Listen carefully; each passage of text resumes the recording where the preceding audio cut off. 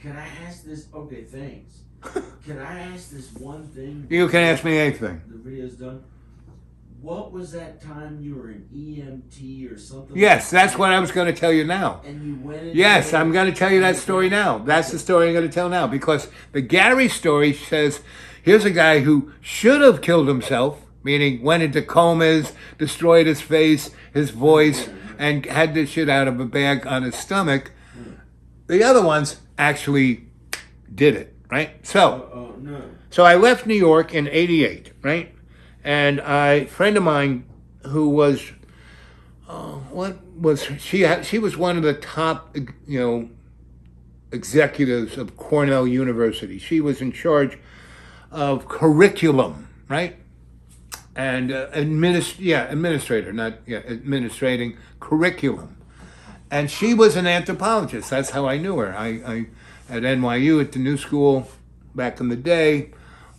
That's where we became buds. So anyway, she would come visit me in New York. She loved that I was the dude of disco, and she loved to dance. She loved all this and the art world and all that, because she came from a pretty, everyone in her family were scholastics, and that's how she got that gig.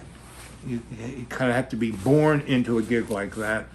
So I'm having a good time, and it's summertime, and then it's now fall, and in Ithaca, New York, it goes from summer to winter like that, right? So I got this rocket scientist girlfriend who's a rocket scientist doing research at Cornell. She's working for DARPA, and she's cute and fun, and but she's really she's really smart, but she's kind of full of herself, So she's always right. She's a triple Virgo. She's always right. I know Virgos. And why we get along so great, I let her be right all the time, and she loves it.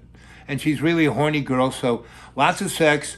She loves to eat. I cook for her all the time. I got money in my pocket. As a research fellow, she doesn't have any money, but she got this nice little apartment. And I move in, and we're having a great time. And winter is starting to come, and I'm involved in a lot of different political things around there. And up in the Finger Lakes, there's Seneca Lake, and that's where the women's movement started. And it's still really a pretty big thing. And that's right around when the end of the Cold War was coming. And so it was like, are we going to have nuclear war, or is this all going to end, right? And so, it's gotten room temperature now. So we're going over to Seneca Lake to see these ladies who have barricaded themselves in, so Ronald Reagan can't bring Pershing 2 missiles to Europe, right? And this one girl got run over by a train. Mr. Rumsfeld was running the train, and he told the engineer, just run her over. You won't go to jail, run her over. And he ran her over, chopped her legs right off. And, yeah. This was in Seneca Lake, New York. Who was it that he ran Oh, just some woman who was, I don't know her name, but she was, trying to stop, nuclear war. And so she put her body right in the way to stop this train so it couldn't deliver the missiles that would then be... Did it kill her? No, it chopped her legs off like sausages. Oh, horrible. I mean, it fucked her up pretty bad, but she didn't die. I mean, she left the movement, and it cut them off right up here. Not down here where she could have prosthesis. Oh, awful. Right up there. Anyway, so I had a lot of friends who were in that, and I had been involved in, and I knew them from D.C. and New York and lots of other places. I've been involved in a lot of anti-nuclear stuff. And I have a strategic brain, so they wanted me to come visit and talk about this, that, and the other thing.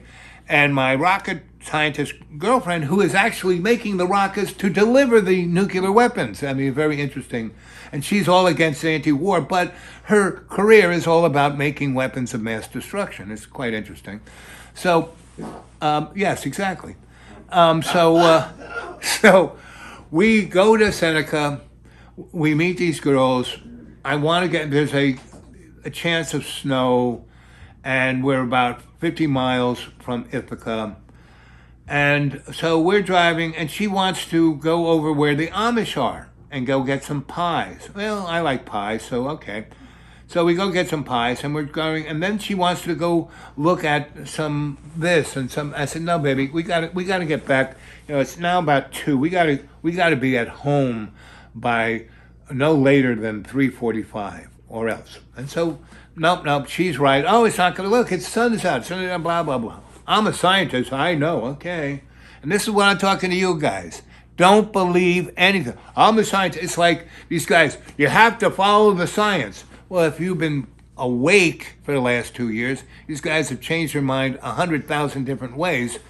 And I look and I see all these pretty girls going into this building, right? And I'm going, I wonder what that's about. So I walk across the street and I walk in there, and there's fire trucks in there. Ambulance, fire truck, a pumper, and a work truck, and ambulance, and like a forest fire truck. And so the whole fire department, there's like maybe 25 people there. 20 of them are really attractive women. The captain is a woman, the lieutenant's a woman, all the specialists are women, and there's an old guy, and then there's 3 teenage boys, and me. And I walk in, and I say, hey, what is this place? What are these fire trucks? Girls, what are you doing? And they said, oh, volunteer fire department. And all the women, the captain, lieutenant, all the specialists, were in the military doing that job. And 3 of them were in the Ithaca professional fire department where they got paid. And our captain was a lieutenant in the Ithaca Fire Department, and the specialists were their specialists. So anyway, I go, oh, that's interesting. And they go, you want to volunteer? I said, yeah. They go, where do you live? I said, across the street. Oh, wow, we need you. You need me? Yeah, well, because you live across the street, when a call comes in, you can drive one of these trucks instead of us having to drive from wherever we are to here to drive the truck. And we have, the work truck is the truck that needs to go there first. The other ones can show up later, but that has to get on spot first. I said, oh. So I kind of volunteer, and they send me off to fire truck school, because this is a pretty specialized fire truck. And while I'm there taking a 2-day course on driving this fire truck and getting my specialized license for that, they said, oh, you want to be an EMT? We're having a course at the same time. You can take that. So I take it and I pass that. Oh, we have this other first responder. You want to be that? Okay. So I spent a whole week there. I become a first responder, EMT, fire truck driver, and there's this other specialty where they're called operating room technician. And what that is so bad accident, someone's really messed up. You get them into the ambulance and you're getting them to the hospital. They're so messed up that someone who has been taking care of them has to go through the triage process, and actually go into the operating room to tell the doctors, the surgeons, the technicians what the 411 on this person is. So they don't have to go back and do it themselves. When someone's that screwed up, minutes count, right? So, and you got to be trained to be able to almost be telepathic and work. It's got to be total teamwork. Anyway, so I said, that sounds fun, sure. So it didn't cost me any money. I got all this training and all these certificates, and I came back as the hero of the firehouse. Now, this firehouse was right off of 91 and another interstate. And instead of having a clover leaf, they just crossed the 2 interstates like that. So people are driving on the highway, and they don't come from there, and they don't know it's this, and the sign, they're not even seeing it, and then they realize they got to get off it, go that way, and they're all the way over here, and they just shoot over there, and it's a little car, and then the big tractor trailer drives over them. Well, that was our mainstay. We did maybe 3 calls a week to a really war zone, messed up, bloody, just unbelievable situation, 3 times a week. And the other thing, so the you know, It was like car, or was it oh no, the accidents were cars and trucks, or trucks and trucks, but because of the just totally psychotic way the highway was built, it killed people, like 20 people a year, and hurt like 300 people a year. I lived on this, mobile home place, and there were 3 of them, and they were owned by this company that was for old folks. And so instead of old folks having a nice building and playing, they lived in mobile homes, right?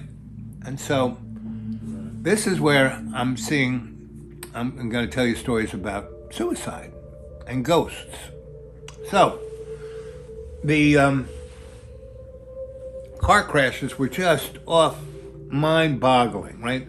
But we were an amazing frigging team, and we saved, I would say, at least 90% of everybody. Now, 10%, they were either like dead right there or died in the ambulance, right? And, I've been studying and researching paranormal, since the 60s. I was at Duke and was studying paranormal psychology and physics in 1968 at Duke. That's how I had friends at Duke. So, and that's why Gary and I went to Duke, because of my friends there. Anyway, I won't tell you those stories about that, but another time I will. And if you go to my channel, Dreamy Dreamland with Sensei Al Bob, all these stories are there. I have about 1,200, if not 2,000 stories, which I have not taken down. They're all there. Now, you have to kind of go through them, but lots of people binge watch them. A lot of people just run it on in their house like wallpaper. So there's a lot of ways to watch my channel. But anyway, we're working there. I get trained, and these girls are hot to trot. And so whenever we respond to a call, and it's a really bad one, after we take care of business and everyone's either in the mortuary or the hospital, we go back to our house and put the trucks away and party like it's 1999. So these girls are just frisky like you can't believe. And there's only 5 guys there. 20 women, 5 guys. So it is something out, it's beyond the imagination of the Penthouse Forum. So that was kind of fun. I'm in my early 30s, and I need some exercise of my libido. And these women were unbelievable human beings. They were just, I would be shoulder to shoulder with them, have my back any time of day. They would just so professional, so real, so unlike my rocket scientist girlfriend, right? So I went from sublime to amazing, right? So, I did that for not quite 3 years.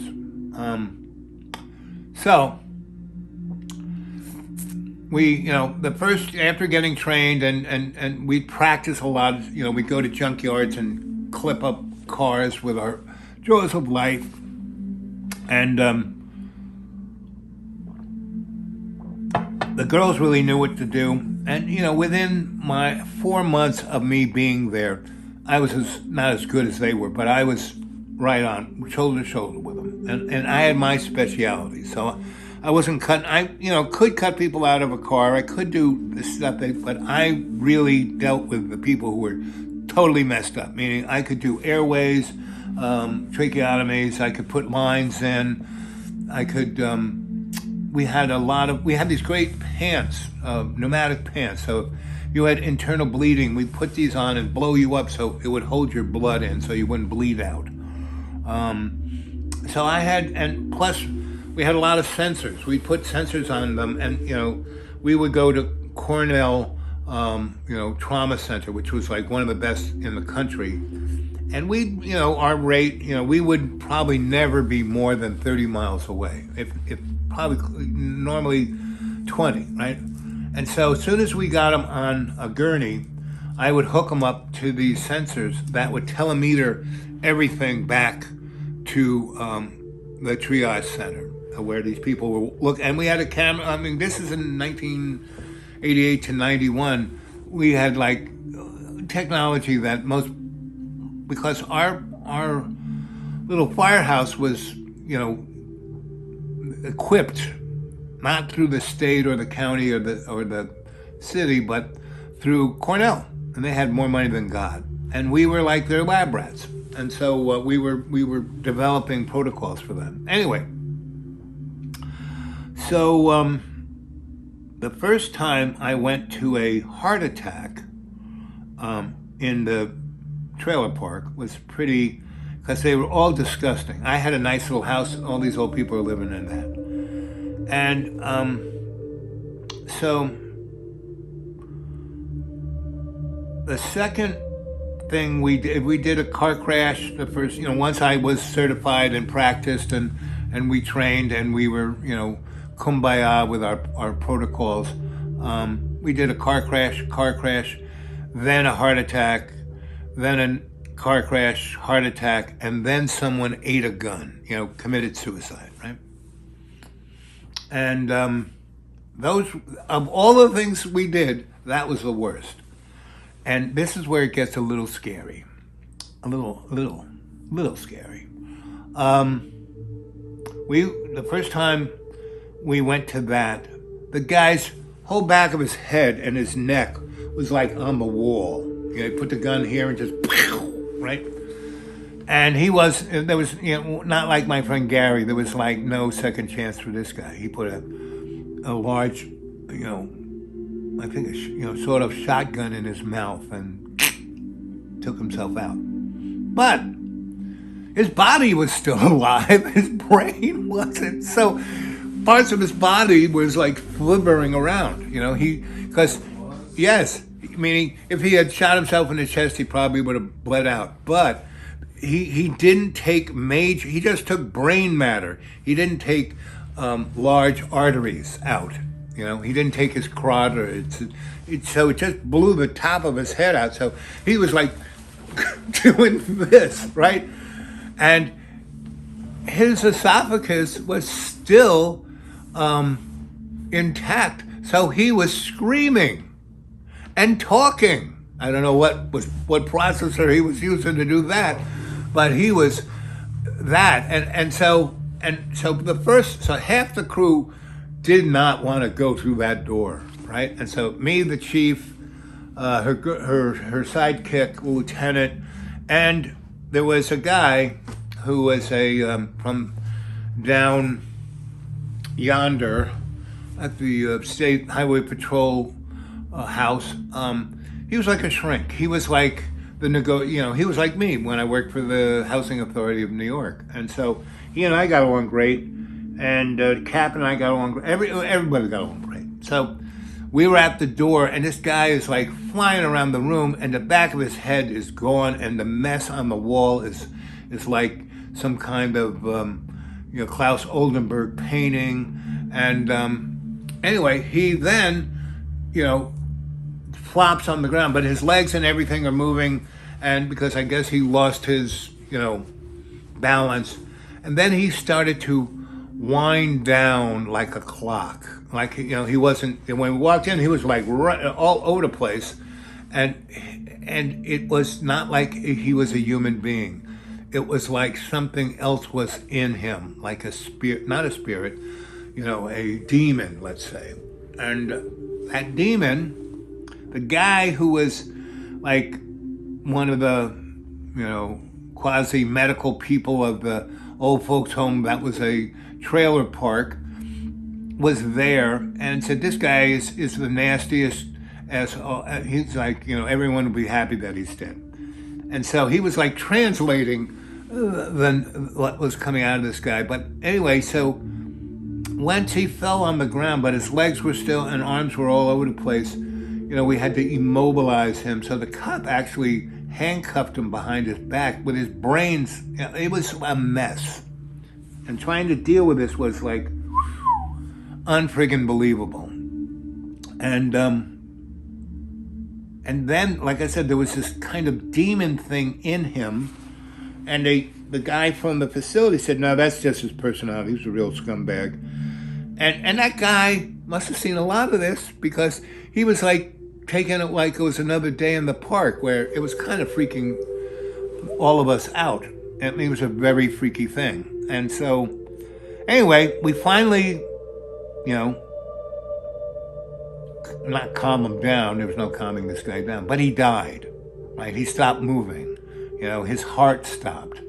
His biological things were like, the body was no longer animated. But it sure wasn't conscious for a good 5 minutes running around that place. And now that would make a great scene in the movie. It was like almost, a Three Stooges thing with the guy's head blown off. So anyway, we're trying to get him into the body bag, and his ghost appeared. And he was sitting in his lazy boy. And it was like he was frigging there. And he was seeing his face, we didn't zip it up. The back of his head is like on the back wall there. He's looking at that. He's sitting in his lazy boy. He's seeing his body with his face pretty much intact in the bag. We hadn't zipped it up yet. And there's this, and it wasn't like a vaporous ghost. It looked like him. It's like, he's there. And he starts just going off, right? And that's when the guy who worked there got a little, okay, I think we should leave. And we hadn't quite finished with the body, so we zipped it up, and because for legal reasons, we had to collect parts of him that were all over the place. And so the police guy said, we'll just leave the body here and come back when this isn't doing this. And we all got out, and we were throwing up and white as a sheet, and the rest of our... Was it scary for you? It was beyond scary. It was like really scary? Beyond scary. It was what is known as... When you get into a paranormal thing, it's not scary. You can't... It doesn't make sense. Were you like unable to eat meat for a while after? No. That didn't... No. No. What we did was we all went back to the firehouse, drank a lot, smoked a lot. Even the police drank and smoked, and then had a wild, crazy sexual, blew off all that energy, right? And then we did not go back there. The ME went back there. And so we didn't go back there. Now, the police guy, he retired, period. He was close to it. He retired. And he lived in Ithaca, so I saw him often. And but it was. I don't know if any of you out there in YouTube land can grok this, but it was so out of what is told to you as normal. I mean, none of this is like not even close to scary, or something you read in a horror or see in a horror. No, this was beyond it. What did his ghost look like? Like him, like he was. It was not like I said. It wasn't like. It was like where he was sitting when he. No, he was basically. I don't know how he did it, but he was standing up, and he wasn't. So where his lazy boy that he sat in most of the time, his brains were on the wall across that. So his ghost was in the lazy boy, looking at his brains, and then looking down at the body bag, and the guy in the lazy boy looked just like the guy in the like he had a twin brother. It wasn't a ghost, wasn't like Casper. It was him. It was really him? Well, for the 1.5 minutes that we stayed in there. I think the demon person was a real demon. Who knows? I mean, Not a person, because a person's different from a demon. I have no idea. I don't know how any of this works, John. Looking at himself was the good did he look good? No, he was screaming like a screech, like you never wanted to hear that screech again. The ghost? No, yeah, the ghost, the guy in the Lazy Boy.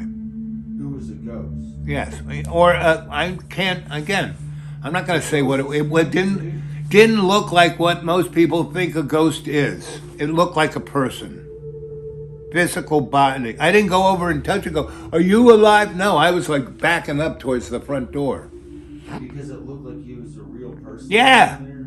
that's what I'm saying. And he was stuck. He said, "Oh my God, I'm not dead, I'm not dead." That's what he kept saying. I'm not dead. And he's looking at his head half blown up and his face in the body bag. And he's going, I'm not dead, I'm not dead. And that's why I'm saying, don't commit suicide. That will happen to you in some level. And it freaked all of us out to the point we did not go back to that. And the guy burnt that trailer. He didn't move anybody else in. Who burned The guys who owned the old folks' home that put people in, mobile homes. Stuff happened. Huh? After all that stuff happened. After that all happened, they burnt the thing. They didn't even want to sell it to someone. No. I mean, it was a crappy trailer. And they were all the guys who had that business plan, I bet you they're in hell. Yeah. I mean, it was the worst of the worst of the worst of the American medical model. And so that was the worst. But I saw 5 other, so 6 altogether in the year and a half, almost 2.5 years. I was a volunteer fireman. I saw 6 suicides, and they were all a mess. And they were all paranormal involved. Every single one. And they all said, yes, they all were. And they were all bemoaning the fact that they ate their gun. Because the other... What were one of the other ones, or some of the other ones? Well, the other ones were, they were dead, but their spirits, and those look more like ghosts, but they still look like them. And they were talking about, and they kept, every single one of them said, I'm still alive, I'm not dead, even though their body's right there. Meaning, this whole thing is not what your grammar school or your church school, whatever they tell you is a friggin' lie. They're not even close. I cannot tell you what it is, but it wasn't even close to what my Catholic catechism said it is. Because sometimes I think you want to hear what I heard in here What? in this upstairs apartment. Yeah, tell me, because I lived here 15 years, Okay, so here's what happened. I can relate. I heard a voice. Mm-hmm. All of a sudden joined other voices Yep. who. Okay, there was a voice like in the floor, How are you feeling? like in the kitchen. What was your emotional state? I was just laying in the bed. No, but were you feeling like, oh, I want to kill myself, or were you feeling I hate my life, or were you in a more positive state? No, I was happy, okay, whatever it was. Right. It was normal. And what the voice said was like he just showed up there to join the rest of them. Right. There were a few of other ones. Could you see them? No, I could just hear him. And the other, and they said, one of them asked him, "What are you in for?" And immediately, without thinking twice about it, he knew what to say. What did he say? The guy said, "What are you in for?" And he said, "Life." He said, "Life." Well, I've never heard voices in this house, Yeah, but he had just joined them from the other side. He had died somewhere on Earth. right. I think that's what happened. I don't know. I'm not really sure what. I'm guessing he died somewhere on Earth and then went to this spirit realm Right. to join them. Right. Well, And then, and another time, you know what I heard in here? What? at that window when the beautiful light was coming in. Yeah, right. From somewhere on that side of the house to, it was from that window, and I was in my bed, and I had finally, after 20 years, more than 20 years, given up on my dream to be famous. Not really given up, but like thought, well, you know, I don't have to do it. I mean, it's not that big of a thing. I finally gave up trying to prove that I wanted to be the most famous one, like for being made fun of growing up or whatever. And I finally gave that up, and I was like, okay, I'll leave it up to God, whatever happens. And then as I gave that up, I heard a voice from one of those types of people say, I've been lifted. And he went up to heaven. He went up to heaven, I think.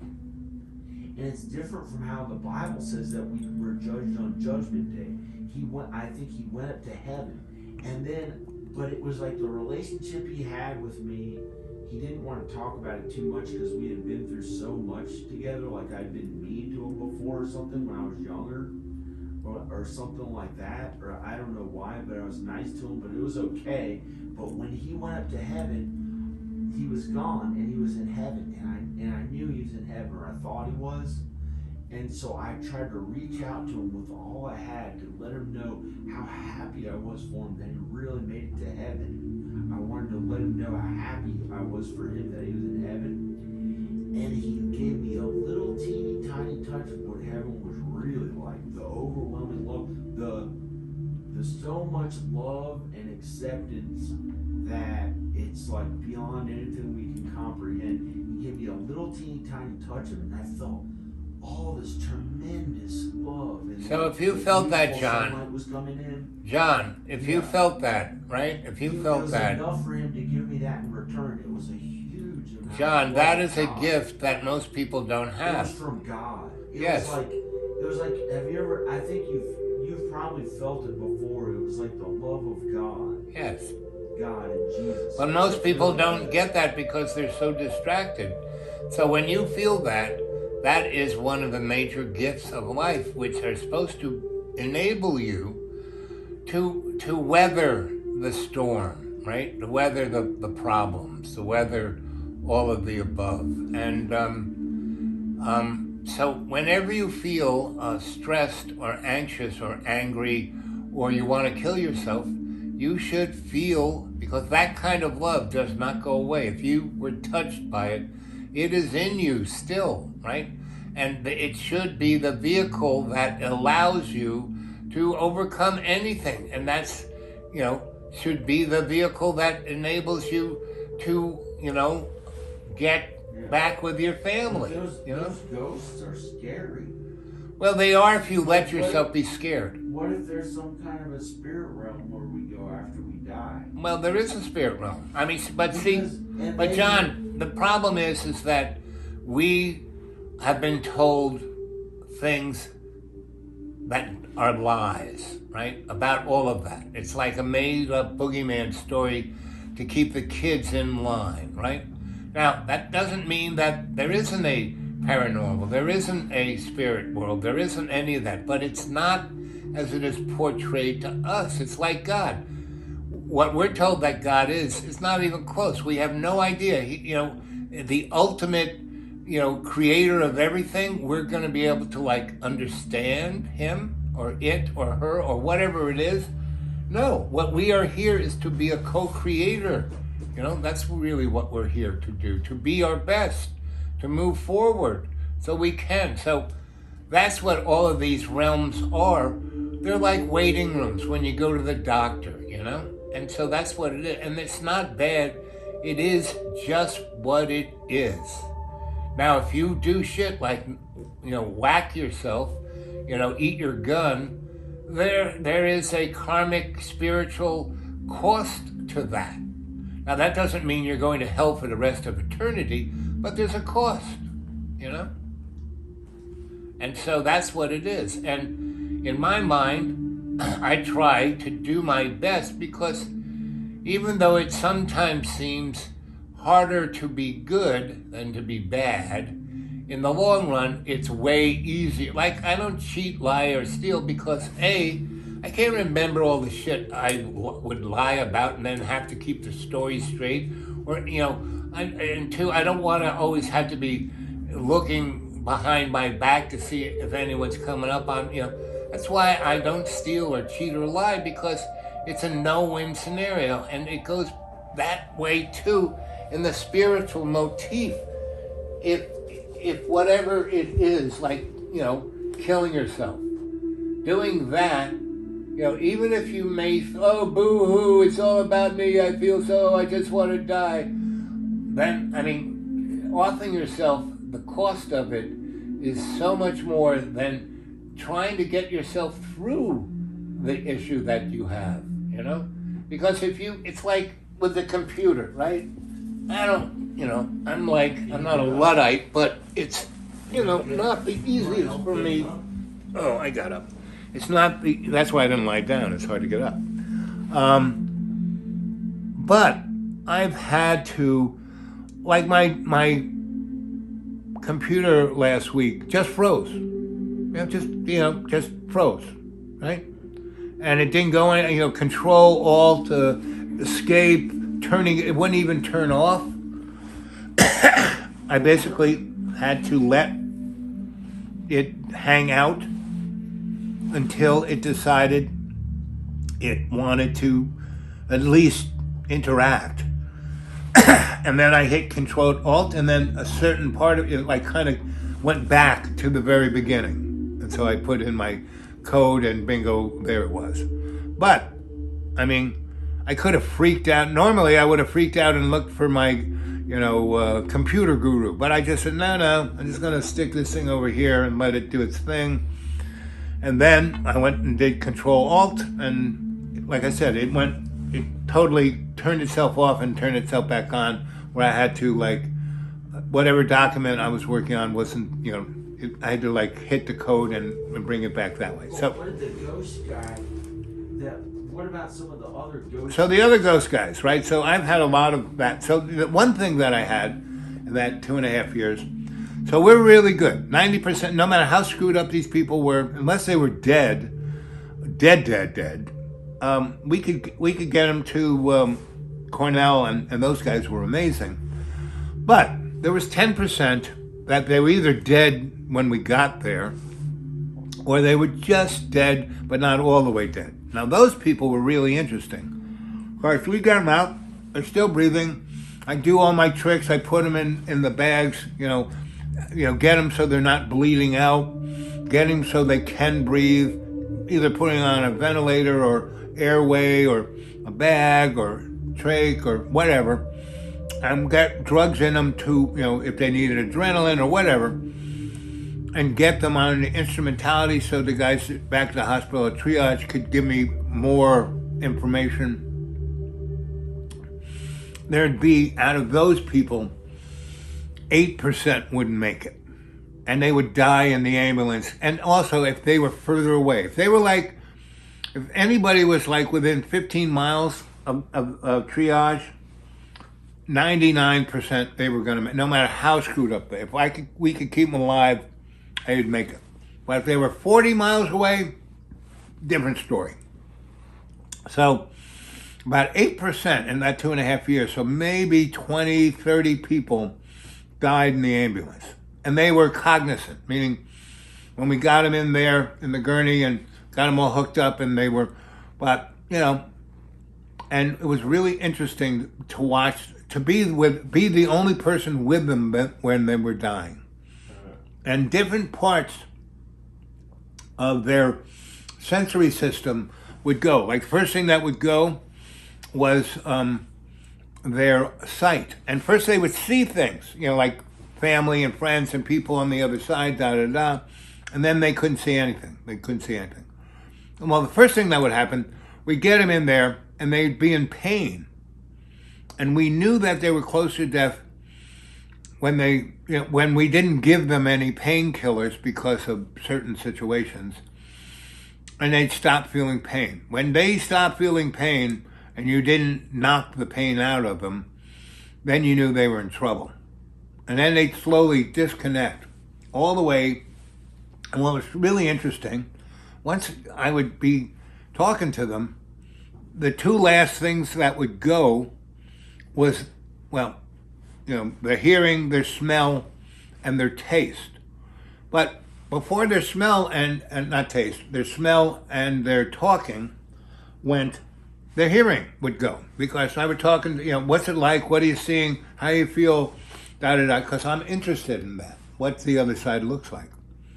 So a good 8%, like I said, 20 to 30 people, maybe 50 even, in that period, died in the ambulance. And the being hooked up to the hospital was a really good thing because they saw everything I did. So I never got blamed. And there wasn't just me, there was 3 of us in the ambulance. And so, and we were really good, and we did everything you could do, and there was never a question of a mistake or this, because not only was the 3 of us who were highly trained, there was a whole triage hospital and operating staff watching and looking at the data coming in. So it was, meaning, if every hospital and trauma center was like Cornell, it'd be amazing. But anyway, the things that people would tell us, and I remember this one guy. He was apologizing because he could feel our emotions. He couldn't, he couldn't see, he couldn't feel anything physically. He didn't feel pain. His taste had gone because he had this real metal taste, and then he didn't. And he couldn't see anything after, that. But he could feel us and our emotions. And he was until he was dead. He just kept saying, "I'm sorry, I'm putting you through this, and it's okay." And he also said the other, he goes, "Dying is not so bad. It's a gift." He kept saying it's a gift, and you shouldn't rush. Life is a gift. He said that life and death is a balance, and that if you throw things out of a balance through your ego, that's when you have a real problem. And he said that the whole thing is that the key to balance is love and unconditional forgiveness. He said that anger and fear were the poisons of the spirit. So I had a number of people who talked that way. This other guy said, if you could see what I see, he stopped seeing us and the world that we were in, and he was seeing the other side, and he said, if you could see what I see, you would never cry again. And it was very similar to what you were saying about that love that you felt. And we felt it. We couldn't see it, but when he told us about it, so that's why I liked that job. I had those kind of experiences, and we saved maybe 500 people's lives. And that's a pretty cool thing to do. What love? What love? The universal love of, Oh yeah. of Jesus Christ, of God, of Buddha, of Vishnu, of all. That's not at all sex. No. It's from the chest. Right. It's from inside the chest, and it's the soul. Right. The spirit. And it's co-creation. It's not, the sex love is a love of the individual. You want to get your rocks off, right? Now, by getting your rocks off, you can have an appreciation for that person, which then brings in an emotional love. You've just shared this experience. I think the sex is just in this life, and it's not the spiritual. Like I said, it's a biological thing. It's just your body. Your sex is just your body. But it's a release of an energy. Wilhelm Reich called it Orgone energy. And what that does, it's like a conductor of your consciousness into the higher realms of love. That's what that is. And like I said, it's nothing like here's Wilhelm Reich, one of the most educated guys in Europe. He had more degrees. He was really unbelievably. He was, in Germany, he was Freud's, number one guy, really. And so when the Nazis showed up, he moved to America, right? And he was an MD, and he had like 5 PhDs. And he taught at at a bunch of colleges where he did research, and he discovered the orgone, which is the thing of what makes your body in balance. And if that orgone energy is depleted, you feel tired and weak and are susceptible to disease. And he figured out how to overcome that without any drugs or operations or any of that. And the big corporate structure basically had the FBI and the FDA go after him, and they just broke into his house, took all his books that he wrote and burnt them, and then put him in jail, and he died in jail. He didn't break any laws. His name's Wilhelm Reich. You just... Why did you do that to him? What? Oh, okay. Why doing what? Why did they do that to him? Because he jeopardized a multi-billion, all of the drug companies, all of the HMO, all of the medical model that makes money was threatened by him, by a little old guy with white hair.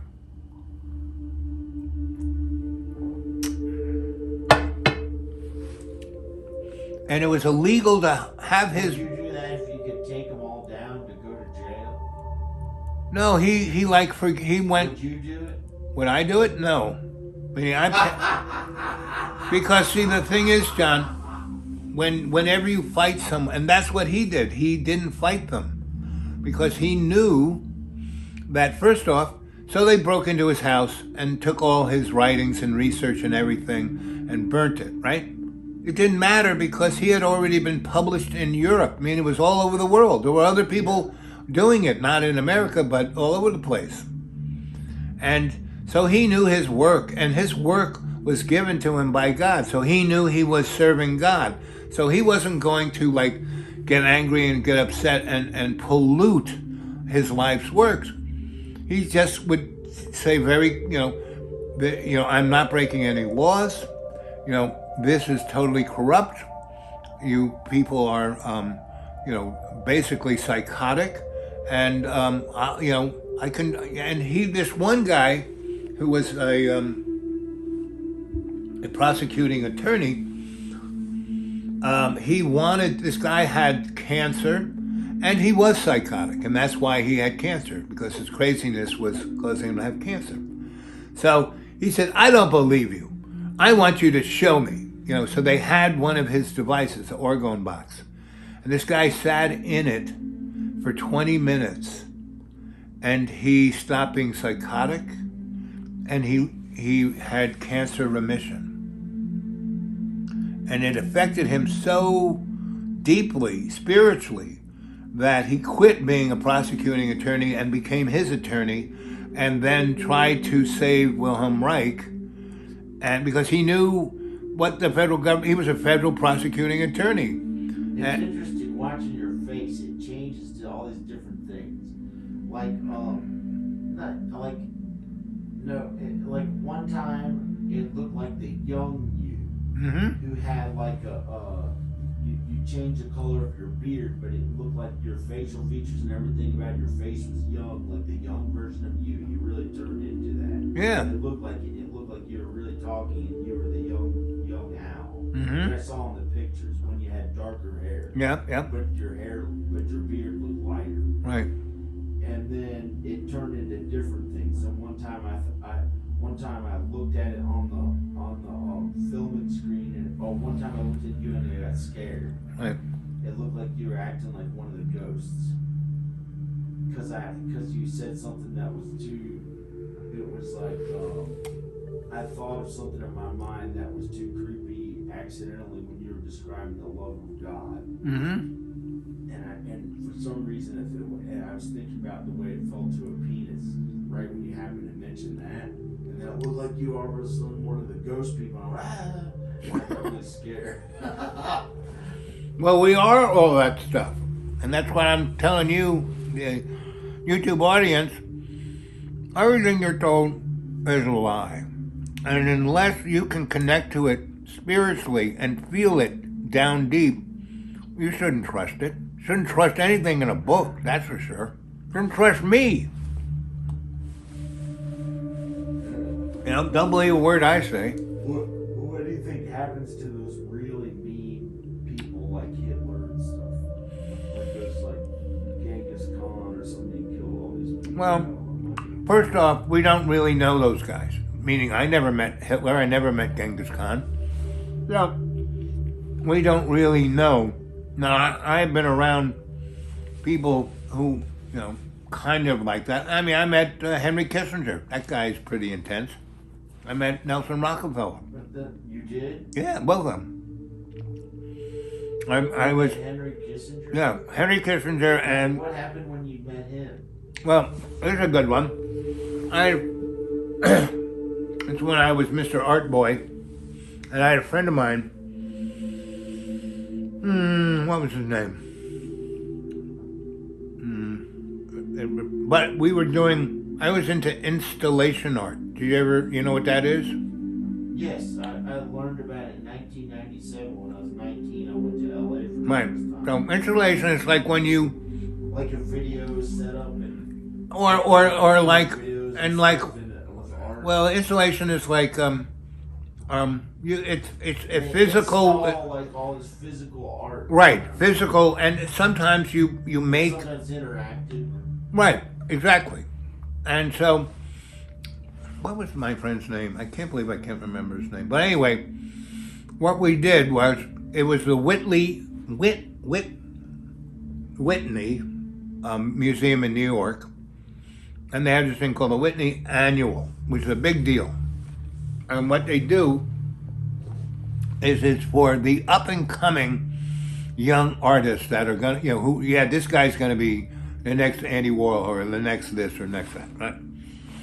And so my friend and I did installation work. Now you look like Robert E. Lee. Well, he's an interesting guy. Well, anyway,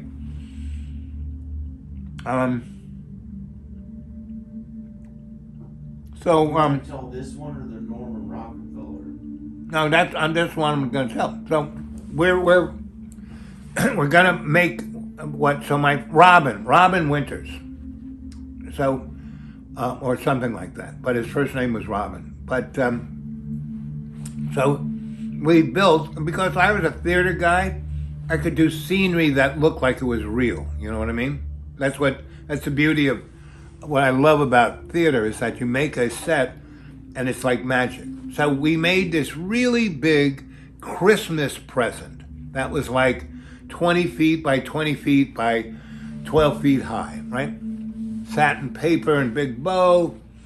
And there were 2 doors on either side. And you went in, one person went in one door, another person went in the other door, and when you got in there, I had sensor in there, and the lights in the room would come up. You know when you go into a bathroom and the light is off and you walk in the door and then they come on, they have a sensor, right? You ever been that? Yeah. Right. So I made something like that way, back before they even thought of putting it in a bathroom. But anyway, so I had that, and I had the lights come up slow, not just snap on, but just kind of dim up, right? And to a color temperature of this room, rather than your other room where it's bright, it was about this bright, right? And so you could see, and what you walked in there and saw, that was this nice, very neutral wallpaper that you might find in a women's powder room, and in a fancy restaurant, right?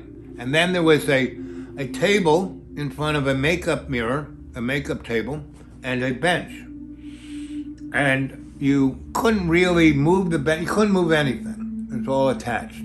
But it was space that was comfortable enough to go and sit down at the table right in front of the mirror, right? And then as soon as you sat at the mirror, lights that were around the mirror would come up bright like it is in your other room, and the lights in the room itself would dim out, right? And so there you'd be looking at your own image in the mirror, right? And that mirror was a two-way mirror, right? So the two people would sit in, and the lights, nothing would work unless there were two people, sitting on one bench and the other on the other bench. If you sat down, it made connection. So anyway, you're there, and you're looking at yourself for about half a minute, 40 seconds, give or take. And one of the mirror's lights would dim really, really, really slow. And so what would happen is the person where the lights were dimming really, really, really slow, the face of the other person would bleed onto their face.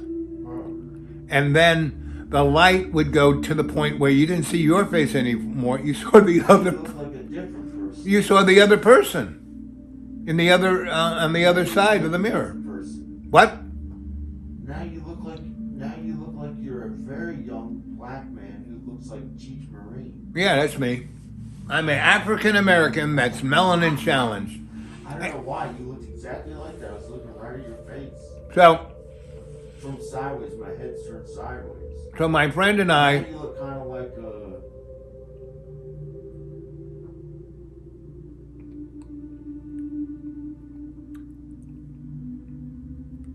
Anyway, so we're doing this, and we're making it. Everything looks now like. You look like this German. Well, I am German. This German bodybuilder. Well, I am German. So we're bodybuilder. we are. It's getting to be 3 a.m, and we still got hours to go to make this thing perfect. And I'm working out the bugs of the lights dimming, because a lot of things have to happen in these two rooms simultaneously, and there is no real digital stuff to do this. I mean, you could probably buy something at Radio Shack to do this now. But anyway, so we're working away. And we hear these guys talking and clinking and making a lot of noise, and we look down the hall, and who's coming down the hall towards us into this showroom where we're building this installation is Henry Kissinger and Nelson Rockefeller. And they are drunk out of their minds, and drunk so much that they must be on something else, not just alcohol. These guys were like... And so they come, what are you guys doing? And we tell them what we're doing. And they pull out something to smoke. And it wasn't just marijuana. It was something dusted with some kind of mind-altering. It wasn't angel dust, because that's like too weird. But it was like, whoa. So we smoke, and they give us each one for ourselves, and the four of us are smoking away. And they got a bottle of Remy, and we're knocking it back out of the bottle, no cups. So we're there, 3 a.m. with Nelson Rockefeller and Henry Kissinger, and we explain to them what we're doing, and we're all and they're really buzzed, and we're not even quite. We're getting buzzed, but not catching up to them. And so we explain it, and we sit them down on the things, and don't tell them what it's going to do. We just say, you walk in there, the lights will come up, you sit down, stay there, and you'll see what happens.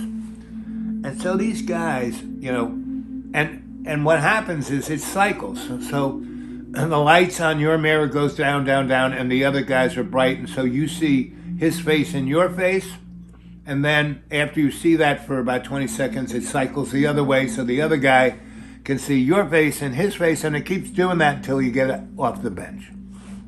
Or if you stay there too long, like more than 3 minutes, the lights around the mirror dims way down, and the lights in the rooms get very bright.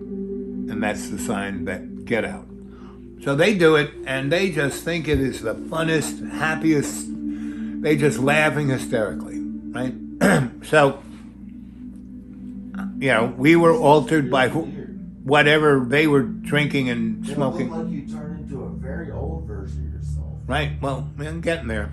And, I mean, like really old, like 200, and then you said, and then I gotta get out of there quick.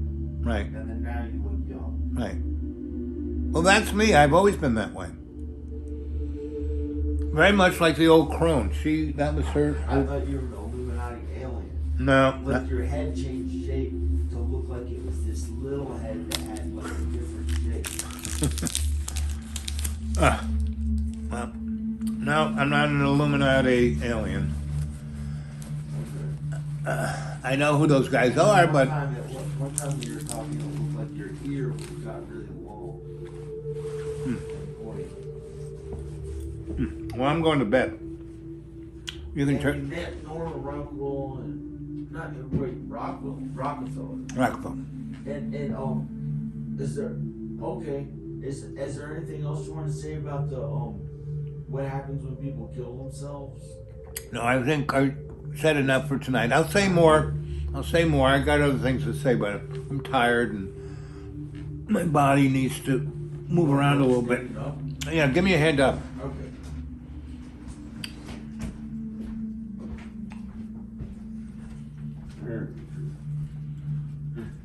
Just right, 1, 2, 3, up. Oh. Hey. You've been here for like 4 or 5 hours. A long one. Yeah. You look good. Yeah. You still look good. So, you should put this up Yeah. in its entirety, then go back and edit the crap out of it. You know? Because I.